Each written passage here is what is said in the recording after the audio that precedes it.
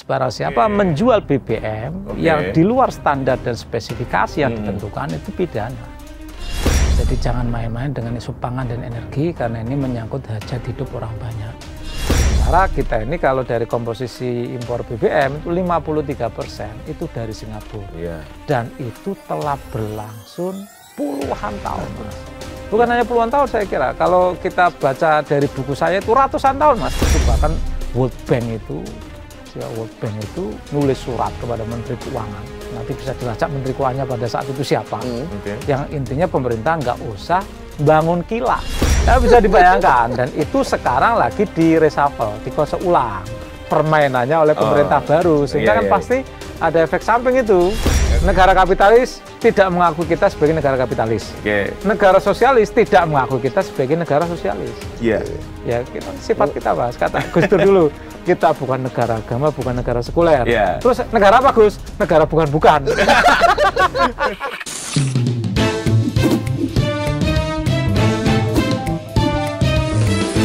To the point aja.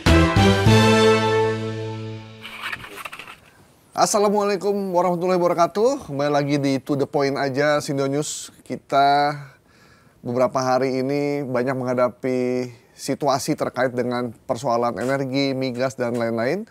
Kemarin tiba-tiba Pertalite diisukan mengandung atau tercampur dengan air. Sebelumnya ada BBM swasta yang kehabisan bahan bakar, bahan baku. Sebenarnya apa sih yang terjadi dalam situasi sekarang ini, dan kita akan membahas lebih dalam soal itu, termasuk soal tulang dan dagingnya industri atau energi nasional. Saya bersama Mas Bung Purwanto. Sudah ada narasumber yang merupakan cendekiawan muda muslim ya, Mas ya? Beliau adalah Direktur Center for Energy Policy. Nah, beliau adalah Muhammad Khalid Syahrazi. Sorry, aduh, agak sulit namanya. Apa kabar, Mas? Alhamdulillah baik, Mas Khalid, Mas Bung. Ini dokter ya, Mas ya? Dokter, barusan. Tahun lalu ya, Mas? Tahun lalu. Asli dari UI. Ada ijazahnya? Ada asli. Disertasinya top.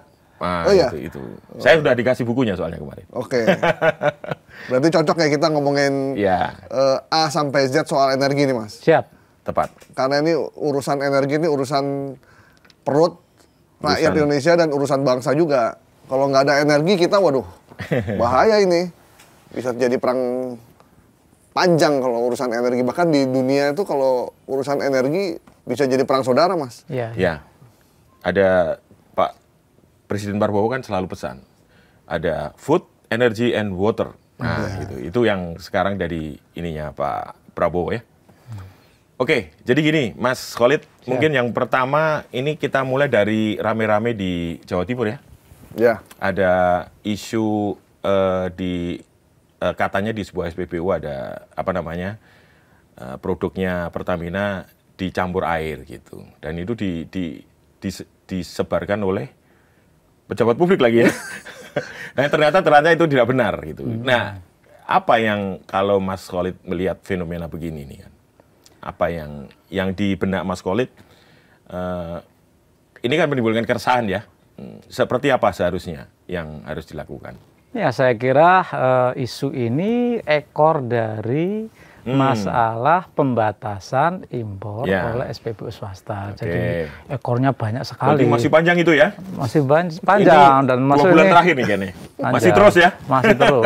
Jadi terus intinya ada orang yang mungkin sebel sama Pertamina, sehingga kemudian bikin isu yang macam-macam yang ternyata setelah diinvestigasi yang melibatkan aparat penegak hukum itu tidak benar. Benar. Jadi tidak mungkin kalau secara kimia itu air kemudian nyampur dengan bensin itu nggak mungkin. Apalagi seperti yang ditampilkan oleh Pak Wakil Wali Kota ini, nggak mungkin. Jadi kalau ingin membuktikan bahwa BBM itu mengandung air atau mengandung zat lain, nggak bisa lewat botol air mineral ya? ditaruh di situ ya? Tidak bisa. Itu kalau menguji satu kualitas BBM sesuai dengan standar dan spesifikasi yang ditetapkan oleh pemerintah dan oleh Migas, itu perlu alat yang canggih. Bahkan menurut saya itu tidak cukup dengan alat portable sebagaimana yang sering kita lihat di konten-konten itu. Itu ada satu alat itu yang produk Amerika, CVR namanya, itu Collaborative Fuel Research, itu harganya 10 miliar, itu dan proses untuk memastikan BBM itu sesuai spek atau enggak itu 2 jam. Jadi nggak cukup mas seperti yang di konten-konten YouTube itu kita lihat ya angka oktanya, itu ada 20 parameter untuk memastikan BBM itu sesuai spek atau enggak. Ada kandungan sulfurnya, oksidasinya, itu diukur semua. Jadi nggak cukup hanya satu parameter, gitu ya. Dan itu standar yang ditetapkan oleh pemerintah.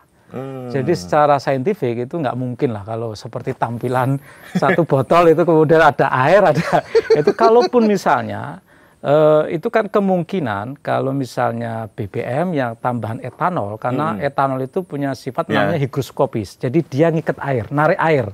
Jadi lembab udara itu ditarik, kemudian menjadi campuran air. Itu kalau etanol. Tapi kan Pertalite itu kan belum ada yang etanol.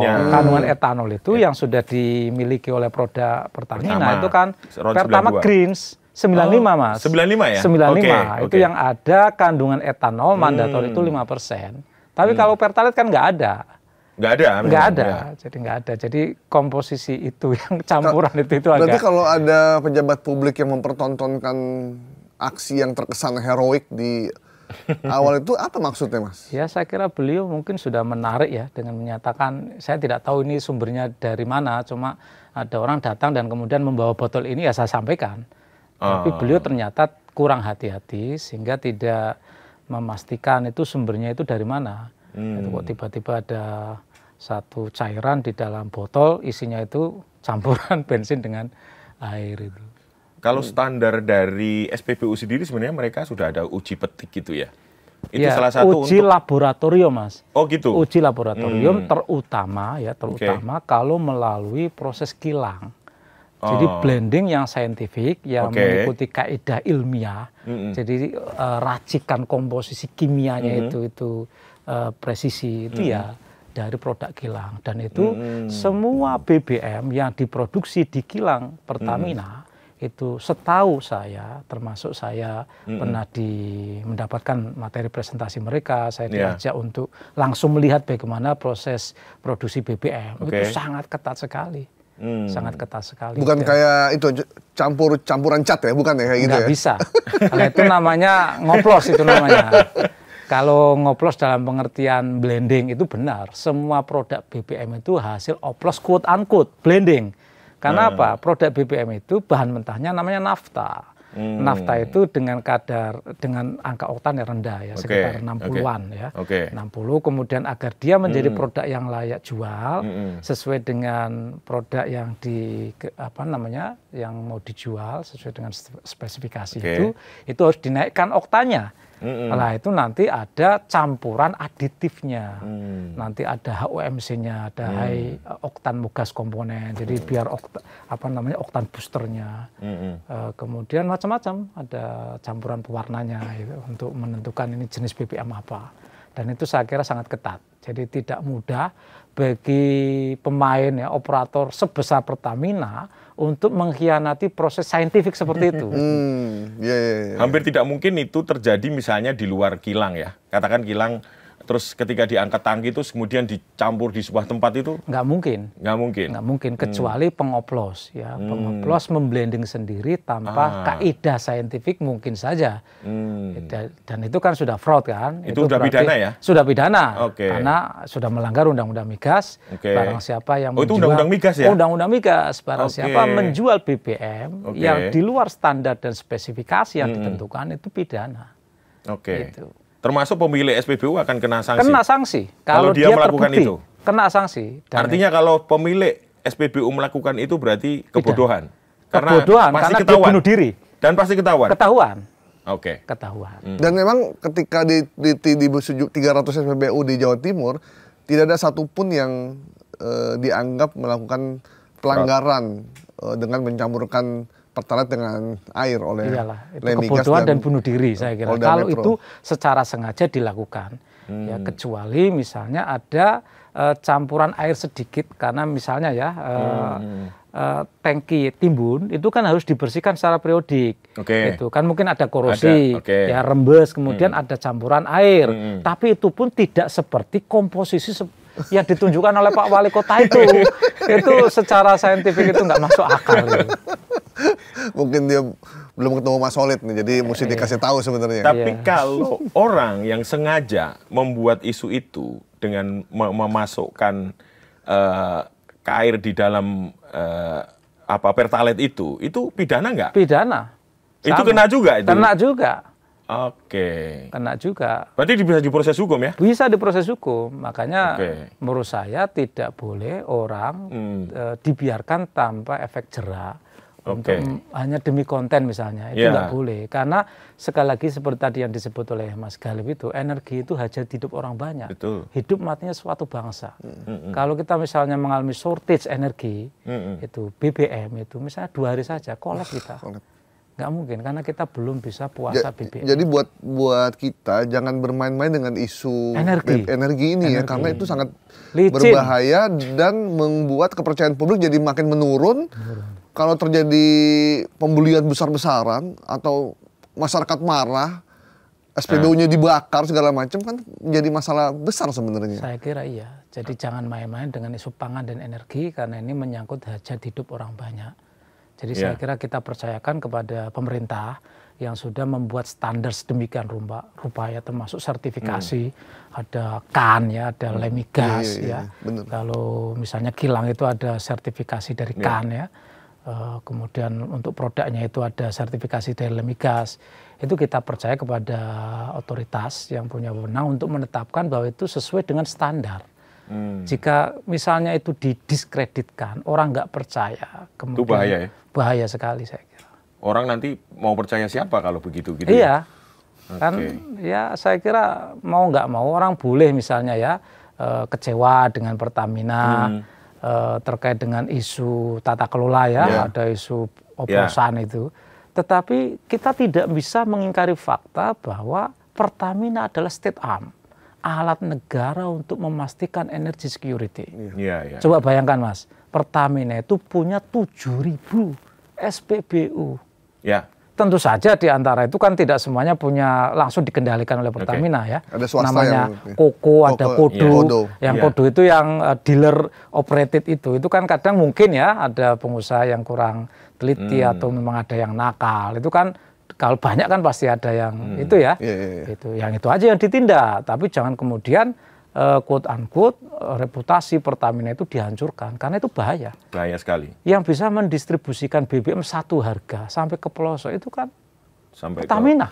Sampai ke Jayawijaya, sampai ke Pulau Selayar, sampai Mentawai kan. Ini banyak publik yang nggak tahu bahwa tidak semua SPBU itu walaupun produknya dari Pertamina, cuman pengolahannya ada yang swasta. Iya, kan mereka ada Hiswana Migas ya. Hiswana Migas ya. Jadi mereka dapat barangnya dari Pertamina, bekerja sama dengan Pertamina, tapi dikelola oleh dealer. Ya. Ada juga yang dikelola oleh Pertamina sendiri. Itu namanya SPBU. Kalau di Jakarta 31 Mas. 31 ya. Koko.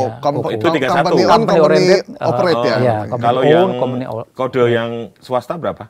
34. 34. Ada 2 itu ya? Iya. 31 sama 34. 31, 34. Kalau di luar Jakarta ada yang 44 ya.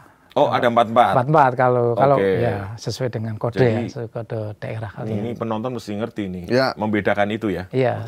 Mas, ini terkait dengan yang masih ramai juga sekarang SPBU swasta yang BBM-nya langka. Dan orang kembali ujung-ujungnya menyalahkan Pertamina lagi tuh ya. Dia katanya mau monopoli segala macam. Nah, sebenarnya duduk persoalannya di mana sih Mas soal itu, karena kok isunya jadi beralih kepada tiba-tiba ada orang jualan jualan kopi, duren. Jadi sebenarnya apa sih inti masalahnya gitu? Inti masalahnya kinerja SPBU swasta itu bagus.